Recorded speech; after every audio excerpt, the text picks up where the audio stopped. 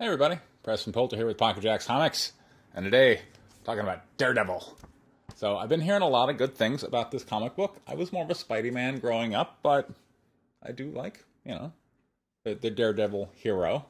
Got to meet Jennifer Garner in person at the dentist office in LA, which she played Elektra, so that's linked to Daredevil, and therefore I should, I don't know, probably check out the comic book. But I really liked it. Was well written. So it's going back to it's a callback to a former Punisher comic where Punisher and Daredevil are kind of, arch nemesis of each other and both have their own titles. But in the prior Punisher comic, Punisher ties up Daredevil, gives him a gun, and says, "You'll have to kill me in order to stop me, because I'm going to go over and I'm going to shoot this person over here." And, he's forcing this moral Punisher's always trying to get Daredevil to realize he's really no better than Punisher. And in fact, Punisher is simply more efficient because Daredevil will stop a bad guy and put him in jail, but then there's going to get out, or basically in his refusal to kill in the war on crime is as useless as a soldier who refuses to kill in a regular war.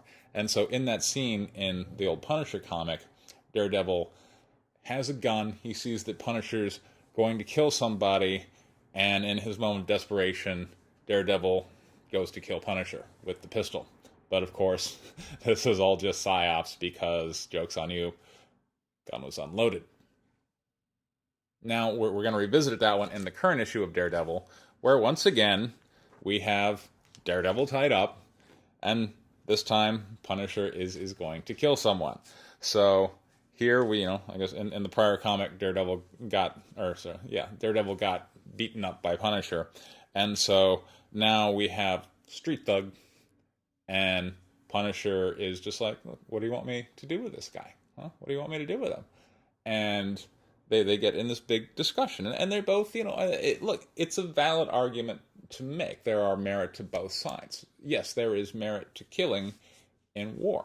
There is merit to killing in self-defense.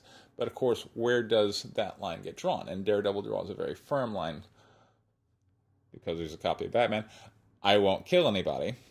And then Punisher is pushing that line. And so he's like, "Okay, so what do you want me to do with the Street Thug?" And, and the Street Thug is very desperate. "Oh, please, please." And so ultimately, Daredevil gives the decision of, "You know what, let him go." And that's what Punisher does. And so Punisher's like, "Okay, fine, we'll let him go."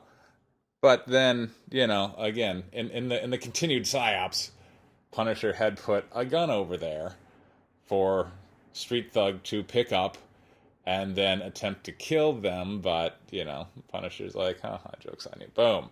So, dead Street Thug. So, I love this moral quandary, and I like that they revisited it. I think they did a good job carrying on in the tradition that was set up in the Punisher comic book. So, and I like the Stan soapboxes. Marvel Comics is now, it seems, reproducing all of the old Stan soapboxes things, and it's so good to see him, and in this one it's talking about how important the heroes were to him. Like, this wasn't just a gig, this was kind of a life for him.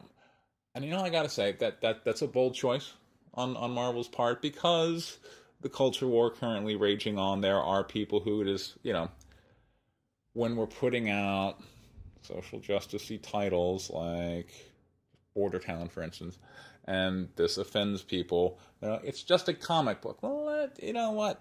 This is art, and I think people need to approach it that way. And I think Stan certainly approached it that way.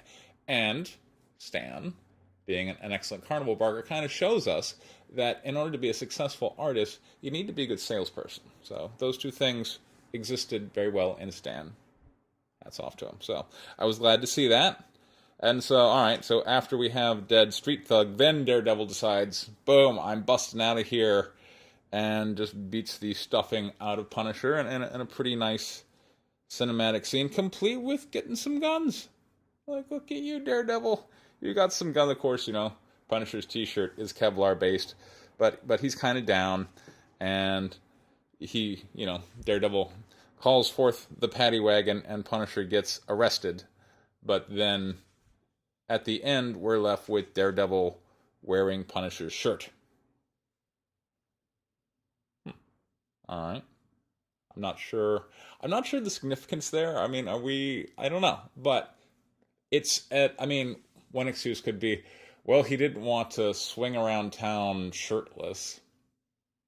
I think more we're trying to show that Punisher is having more of an impact on Daredevil and that there has been some influence there.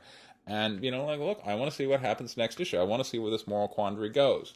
One of the other backstories they were exploring is that, there was a detective who had kind of gotten reprimanded for fighting with Daredevil in a prior issue, and then Wilson Fisk, the Kingpin, is calling to congratulate him. Now, the cop doesn't want to hear it. He hangs up, but still, we see some seeds being planted. We see future plots starting to take fold. So, this is good storytelling. I like the art, This is another case of where comic book reviews work. Other people said this comic was good. I read it. I like it. I think you should read it. Meanwhile, I have my own Kickstarter for White Lily issue 3 coming up on May the 9th.